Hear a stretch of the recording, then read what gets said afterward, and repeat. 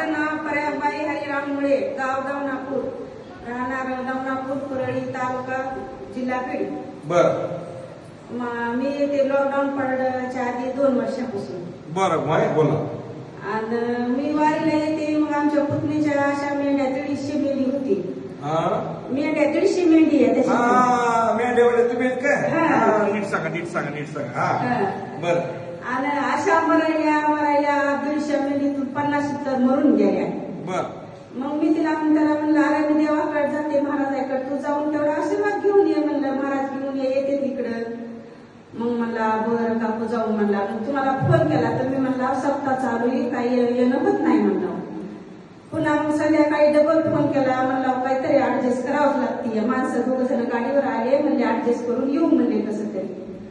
आणि मग महाराजांनी स्वतःची गाडी घेतली, इंजेगावला आले, मेंढ्याला आशीर्वाद दिला. तर मेंढ्या आता सगळ्या चांगल्या येतात. टाळ्याच्या गजरामध्ये स्वागत करूया. युट्यूबवर तुम्हाला पाहायला भेटत असेल ते जुने भक्तांना माहिती. युट्यूबवर एक मेंढ्याचा कळप आहे बघा. म्हणले भक्तासाठी चाललाच लागल म्हणले. त्यांच्या मेंढ्या आपल्या इथं अखंड हरिनाम सप्ताह 16 महाराजांच्या पुण्यतिथी 16 चालू होता. आणि त्या 16मध्ये त्यांचा मला फोन आला, 20, 10-20 मरतात. रोज 10-20? हो. 150 मेंढ्यात म्हणले आमच्याकडे. रोज 10 ते रोज मरतात. असं 5 दिवस झालं 50 मेंढी मिली म्हणजे 50 मेंढी. एका मेंढीची किंमत 20-30 हजार रुपये किंमत. केवढे असते मेंढी? 30,000 पर्यंत एका मेंढीची किंमत असते. रोज 10 मेंढ्या मरतात. 3 लाखाचं रोज नुकसान होत आहे. सप्ताह चालू म्हणलं. मी सप्त्यातून कसं येऊ? म्हणजे काही सांगू नका, मेंढ्या मारायला. ठीक आहे म्हणलं, काय हरकत नाही. सप्ताह चालू होता. बघा देव मी परीक्षा कशी घेतो.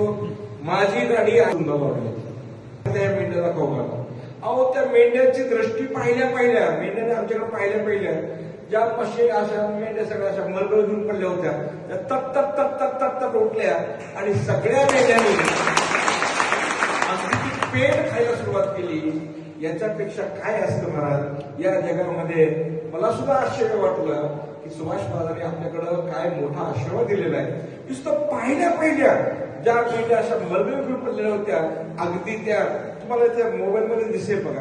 आपल्या संस्थांच्या ग्रुपला जर तुम्ही जॉईन असाल, अशी एक शक्ती आहे जी जनावर असो, माणूस असो, कोणताही प्राणी असो, त्यांच्यावर आशीर्वाद रूपाने कृपा केल्यानंतर तो पूर्णत्वाला जातो. हा या मलकापूर नगरीचा महिना काकू सांगताय. या